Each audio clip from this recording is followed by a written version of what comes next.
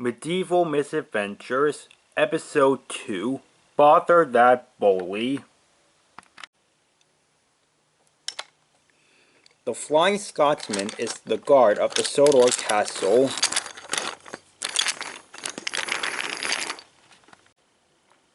He also helps make sure the engines are all safe and hard at work.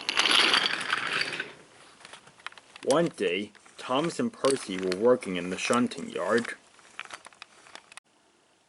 Percy was getting ready to fill up on water when a big tenor engine puffed into the yard. "Out of the way, small fry!"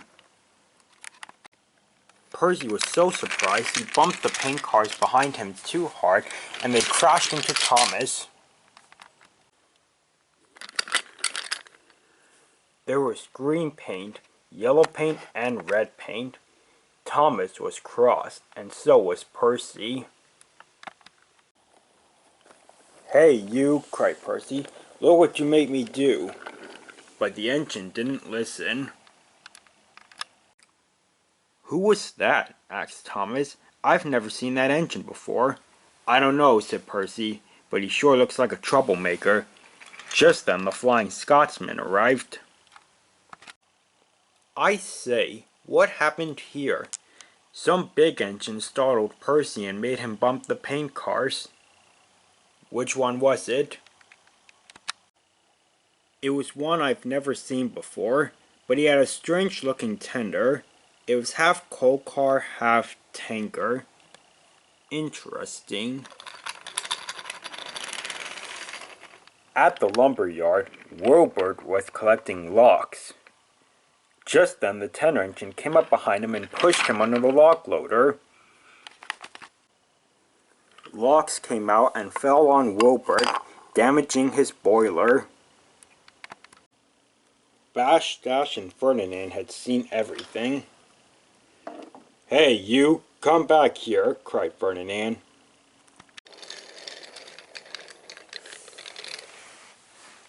"What happened here?" asked the Flying Scotsman. "A big blue engine pushed Wilbur under the log loader." "That's right. He had a strange looking tender."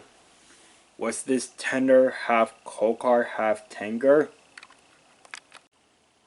"I believe so," said Ferdinand. "Thomas and Percy just encountered an engine with that tender at the yard." At Wellsworth Station, Boko and Sidney were talking. Then he appeared.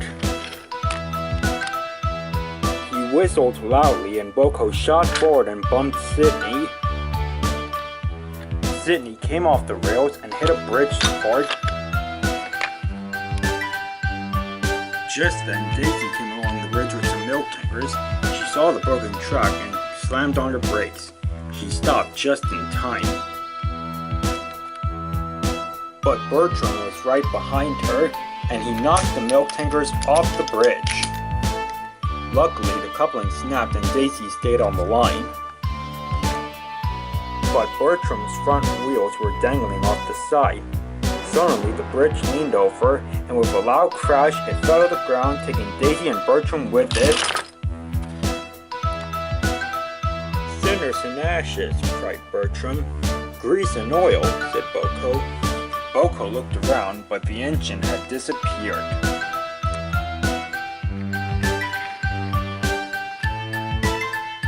"Let me guess. A big blue tenor engine did this?" "Well, I didn't see it," said Boko. "Me neither," said Sidney. "Wait, who are we talking about? And where am I? Who is this mysterious engine causing havoc?" Later that day, the Flying Scotsman was returning to the yard when he saw an unfamiliar engine bumping rickety against a set of buffers. "Quit it. Quit it. Quit it. Quit it." Just then, Thomas returned from the washdown. "That's him. That's the engine I saw earlier today." "Hey, you!" "Me?" Yeah, you. Who are you, and why did you cause those accidents? It's Vinnie. Read the nameplate. What are you doing here? I'm here to replace Arthur on the Normanby branch line. But why? Asked Arthur. I'm doing a perfect job running that branch line. You're not doing anything wrong. I'm just kicking you off and taking over your precious line. That's not very nice. What can I say? I'm not a very nice engine. Now you listen here, Vinnie. I don't know where you came from or why you're really here, but if you're going to cause accidents and be mean, then I'm going to have to ask you to go back to where you came from. Make me, you electric eel.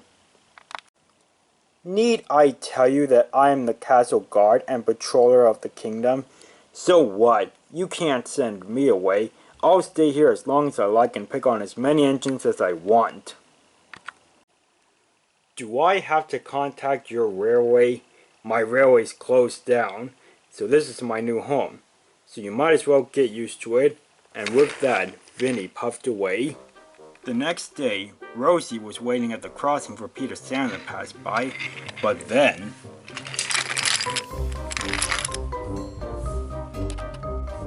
Oops, sorry about that.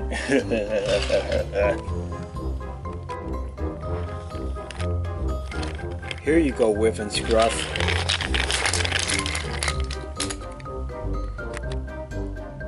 You need to watch where you're going, Stanley.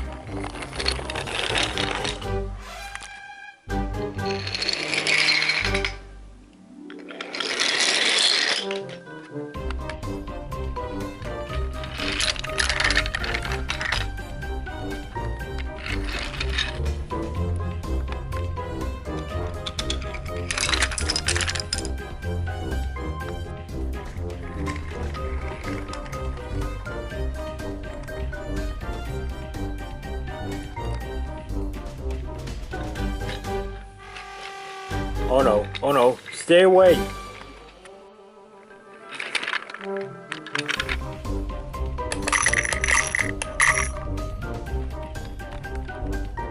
Be more careful, will you?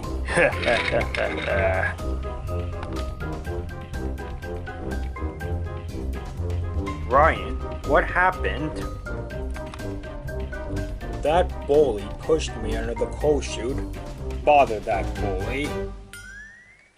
Something has to be done. But what can we do? We need to pay him back, give him a taste of his own coal.